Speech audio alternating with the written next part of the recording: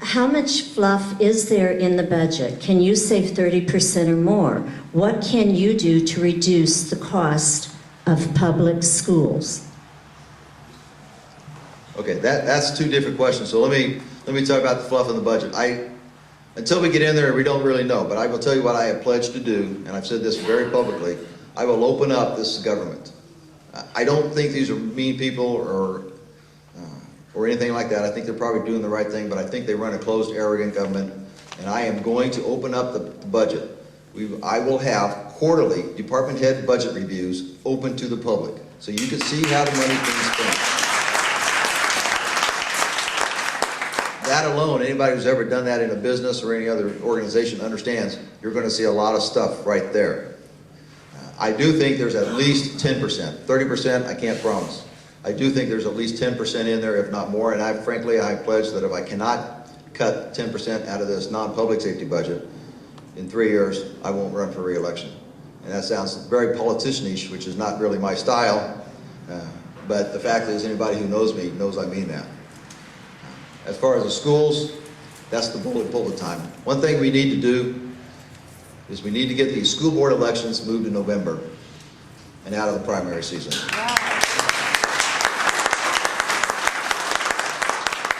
One of my favorite gentlemen in this entire city is a guy named Greg Wright, and I don't know how many of you know him. I call him the loneliest man in the world because he just sits there at that Washington Township School Board meeting and just keeps saying no to the natatorium and no to the $2 million locker room, and they just keep voting over him all day long. We need to use, frankly, we need to use the bully pulpit. I eventually, again, I want to try to get some sort of control, if possible, over some of the school board budgets, but frankly, I would be inconsistent if I said anything else, because those people are accountable at the voting booth. But I think we need to bring it down into November as opposed to the primary season, and immediately what we can do is expose what is being spent on so that your property taxes aren't hit, because that's over 50% of your property taxes. I'm sure you understand that more than, you certainly understand that. But there is stuff being done that you probably don't even know about. We'll expose it.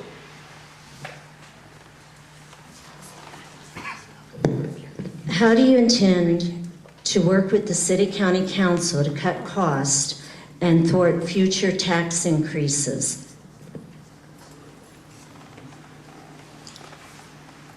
How do I plan to raise taxes? Is that what I heard? I don't intend to raise taxes, period. We had a 65% tax increase. I really don't have any problem working with a lot of people. Mary Beth Schneider from the Star has been working with me, and when I keep talking about collaboration and that sort of thing, she kind of looks at me like, wait a minute, you were a Marine. But actually, that's how most Marine officers operate, to make sure we get the right answer. So I think I can work with anybody, to be honest with you. I don't anticipate, frankly, some of you may disagree, but I don't anticipate this being a Democratic majority on the City County Council this year. I anticipate it being a Republican council, maybe just on the property taxes, but I think because of the overspending, I think people are really starting to see it and to feel it. So, but whoever it is, I think we can work with them because, as even some of the Democratic members have said, the mayor controls the agenda of the City County Council. And I think we'll know that. And again, you must understand all of this. This is going to be an open government. It's going to be an open government. I am not going to hide anything. I have no desire to hide anything, and I will just open it all up. You will see where the money is being spent. That's the best way to do it. Okay, this is the same question that came up to Kurt Weber and to Monroe Gray, and neither of them were able to answer it fully. What would you do when the library and the schools send you a budget? Would you as mayor have any control to have that budget sent back to the library and the schools? If it has to go by the City County Council, which means it has to go by the mayor's signature, I would have no trouble sending it back. But we must understand, I can't be inconsistent here, and I won't be. I don't want to be. I'll use the bully pulpit on the schools, but they are accountable at the voting booth. The library board will just take care of them.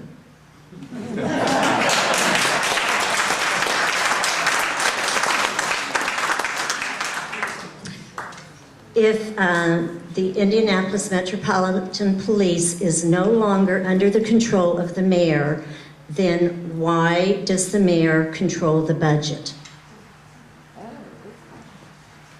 That's a great question. It is a great question. This goes to the larger issue, actually, and I'll just go right to the larger issue. We are structured so poorly, government-wise, in this city. Who controls the budget should control the operation, period. I mean, that doesn't work. Can you think of any business that doesn't operate like that? Of course not. But the mayor, you do elect the mayor for public safety, and the mayor should control the public safety budget, and he should also control the police department. You elect the mayor to be in charge of public safety. That's not how, I'm stunned that I'm standing here telling you this, but he's not. And so he says he passes the budget and he's involved. That's just not the right answer.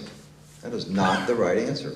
He needs to be in charge of it, and no matter who gets in there next year, I'm assuming it's going to be me, I'm certainly going to the state legislature immediately to make that work, but somebody has to bring some sense to this, because it makes no sense.